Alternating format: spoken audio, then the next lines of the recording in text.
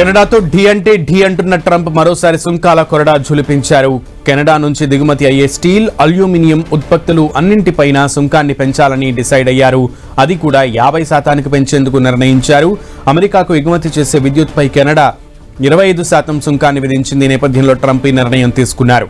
విషయాన్ని తన social media truth సోషల్లో వెల్లడించారు. ట్రంప్ పెంచిన సుంకాలు ఇవాల్టి నుంచి అమల్లోకి వస్తాయని తెలిపారు. అమెరికాలో 51వ రాష్ట్రంగా కెనడా భాగమైతేనే మంచిదని, దీంతో సుంకాలన్నీ తొలగిపోతాయని, అంతా మాయమవుతాయంటూ కామెంట్ చేశారు ట్రంప్. కెనడా దిగుమతులపై సుంకాలు పెంచడం అమెరికాలో భాగం కావాలంటూ పలుమార్లు అమెరికా అధ్యక్షుడు డొనాల్డ్ కోరడంతో వివాదం మొదలైంది.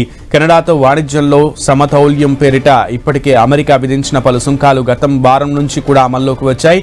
అయితే కెనడా మాత్రం వెనక్కి తగ్గేదే లేదని స్పష్టం చేసింది. ప్రతీకార సుంకాలు తప్పవని హెచ్చరించిన కెనడా ప్రభుత్వం ఆ మేరకు తనదైన దూకుడుతో ముందుకెడుతోంది. కెనడా తగ్గేదేలే అంటుండడంతో అమెరికా మరింత మండిపోతోంది. ఒటారియో ప్రీమియర్ డగ్ ఫోర్డ్ మాట్లాడుతూ అమెరికాకు ఎగుమతి చేసే విద్యుత్పై 25% సర్ఛార్జ్ విధిస్తామని ప్రకటించారు.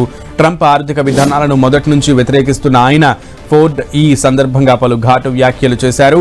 కెనడా విద్యుత్ అమెరికాలోని 1.5 మిలియన్ల కుటుంబాలు, వ్యాపారాలకు సరఫరా అవుతుందని అన్నారు. సర్ఛార్జ్ కారణంగా వారిపై రోజుకు $2,79,000 భారం పడుతుందని అన్నారు. ఇది అమెరికా వాణిజ్య విధానాలపై అనిశ్చితి కారణంగా స్టాక్ మార్కెట్ సూచీలు భారీగా పతనమయ్యాయి.